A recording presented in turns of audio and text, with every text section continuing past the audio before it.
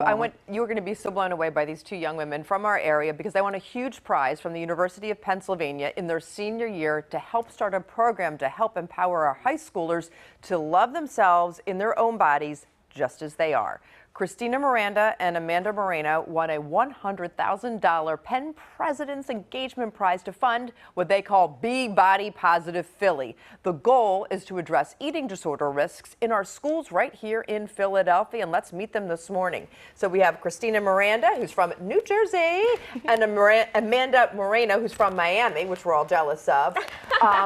And this journey started, obviously they dress alike, they're so cute, they are studying medicine, they're brilliant, they're talented, and they came up with this together. But you also both had body issues when you were children. So I want to start with that, how that informed. Christina, I'll start with you. Yeah. You had issues maybe when you were 12? Yeah, so when I was 12 years old, I developed an eating disorder, and I suffered from anorexia for many years, and I was very grateful that I recovered, and I'm very well now.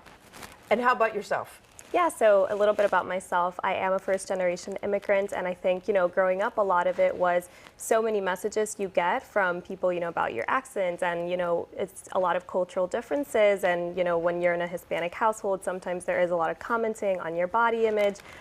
So I think at a very early age that did affect the way that I approached my interactions with others and my self-esteem, and I know that a program like this would have taken me so far in life. So just very fortunate to be doing this work now.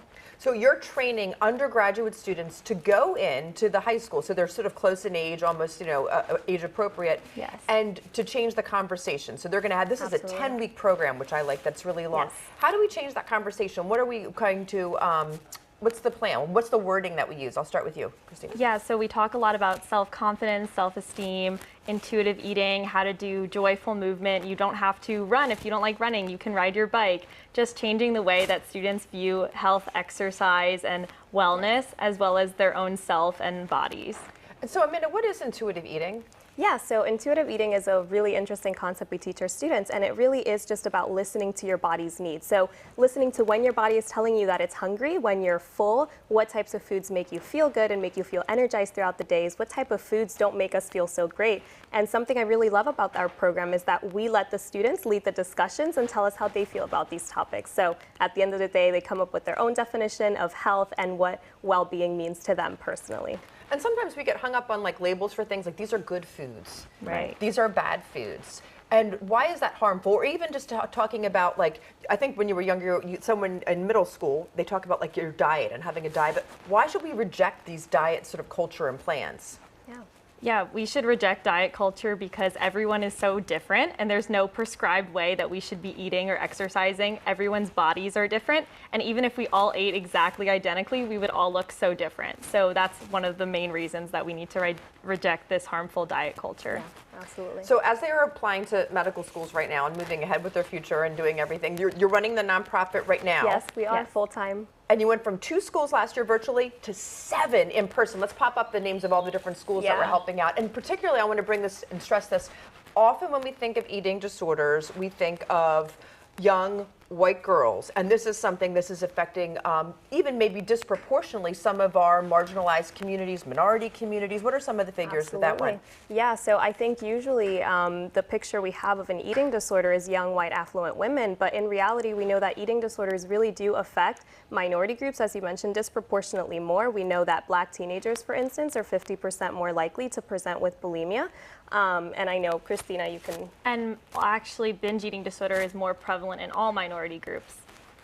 So that's why this is so important, because it was something that wasn't really on the radar, I think, at a lot of our schools. And you're also working with the nurses. You had a training for maybe 250 nurses? 250 nurses, yes. That is so important to me personally because my nurse was so important in developing this connection between me and eating disorder treatment when I was a kid, and she really recognized my eating disorder and saved my life. So when we talk to the nurses, they are really the first line of defense in schools, and they know their students so well. So it was so important to us. Can you share that story? So you were maybe in middle school in 12 and you passed out? Or you had a low heart rate? Yeah, I had a very low heart rate, and I went to the school nurse's office. I had previously gone to my pediatrician, and they sort of just missed all the signs of my eating disorder, but it was my school nurse who had the intuition and connected me to treatment and ultimately saved my life. And I really believe that had I had a program like this, that my eating disorder could have been prevented. Let's hear it for the nurses and for your program. Yeah. Ladies, Oh, absolutely. keep doing the great work. We hope it expands to all of our schools eventually. Thank We you. love it. Be Body Positive Philly. We can Yes. check out your social. They have lots of social all over Instagrams and everything else, and how we can get. How can schools get involved with the program? They can either contact us on social media at body_empowerment_project or email us at bebodypositivephilly@gmail.com. We're going to be so lucky when you're both doctors. We are so excited. Keep us abreast of your whole journey and where you get into med school. We want to follow everything great that you guys do. Thank you so much. Thanks for having us. Can you tell the roommates? How cute are they? Thank you, ladies. And best friends. And best friends. That is the best combination. All right, Yes. it's 8:12.